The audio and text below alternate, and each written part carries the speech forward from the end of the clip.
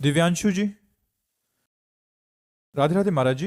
महाराज जी, क्या मन में जो दूसरों के प्रति दोष दर्शन होता है, क्या उसे भी ग्रंथों में पाप माना गया है, या इस दोष दर्शन को शून्य की ओर ले जाने की क्या विधि है? जी, हमारा मन जब किसी के दोष दर्शन करता है तो मलिन हो जाता है। हमें नहीं करना चाहिए दोष दर्शन, क्योंकि यदि हम दोषी ना हो तो दूसरों को दोष दर्शन देखने की वृत्ति, अपने मन को हम छूट दें तो हमारा मन ही गंदा है, तो दूसरे का क्या देखे? हमारा ही मन नहीं साफ है तो दूसरे का क्या? जो दोषी है वही दोष देखता है, जो निर्दोष है वो कभी दोष देख ही नहीं सकता है। तो हम दोषी है ना, तभी तो हमें दोष दिखाई देते। तो हमें लौट आना चाहिए अपने हृदय में। बुरा जो देखन में चला, बुरा न मिलिया कोई, जो दिल खोजू आपनो तो हमसे बुरा न। तो इसलिए हम अपने को सुधारें, अपने दोषों को देखें, अपनी गलतियों का मार्जन करें। दूसरे में यदि गलती दिखाई दे तो भगवान से प्रार्थना करें, प्रभु इसको बुद्धि प्रदान कीजिए, विवेक प्रदान कीजिए, जिससे ये गलत आचरण ना करे। ना कि हम उसकी निंदा या घृणा या नफरत। जैसे कोई शराबी आदमी है, ये दोष है शराब पीना, लेकिन हम उससे घृणा न करें, नफरत न करें। अगर वो शराब छोड़ देगा तो एक अच्छा आदमी बन जाएगा। तो हमें भगवान से प्रार्थना करनी है, उससे प्रार्थना करनी है कि आप शराब छोड़ दीजिए, आप गलत आचरण छोड़ दीजिए।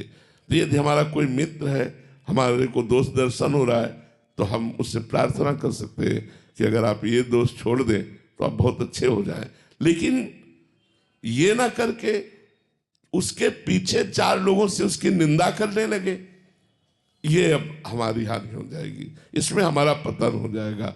तो जहां हम दोष दर्शन कर रहे हैं वो कोई क्रिया होगी ना। जहां दोष दर्शन कर रहे हैं वो कोई क्रिया होगी, लेकिन उसका कारण तत्व कौन है? परमात्मा। कारण श्री हरिवंश वनम। यदि हम कारण तत्व पर दृष्टि रखें कि ये बेचारा क्या, उस पर ब्रह्म परमात्मा की त्रिगुण माया से पीड़ित होकर ये सतरज तम में विचर रहा है, इससे कुछ भी हो सकता है। तो हम अगर कारण तत्व पर स्थित हो जाए तो दोष दर्शन नहीं करेंगे। जैसे हीटर गर्म हवा फेंकता है, एसी ठंडी हवा फेंकती है, लेकिन दोनों का कारण क्या है? बिजली। वो तो एक है ना, बिजली तो दोनों की एक है ना। ऐसे ही बुरा आदमी और भला आदमी, दोनों की क्रियाएं हैं, लेकिन दोनों का कारण एक परमात्मा है।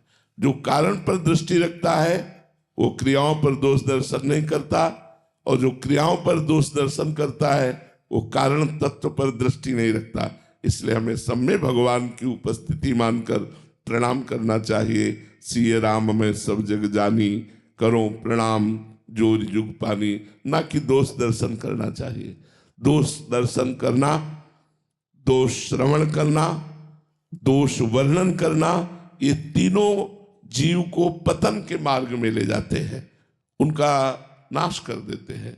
इसलिए किसी के दोष ना देखो, अगर दिखाई दे तो भगवान से प्रार्थना करो कि मेरी दृष्टि ठीक करो और इसके दोष ठीक करो, और प्रार्थना करो कि नाथ आप सब जगह सबके हृदय में विहार करने वाले हृदय विहारी हो। प्रभु ऐसा मैं अनुभव करूं, किसी के दोष दर्शन न करूं। Squadron command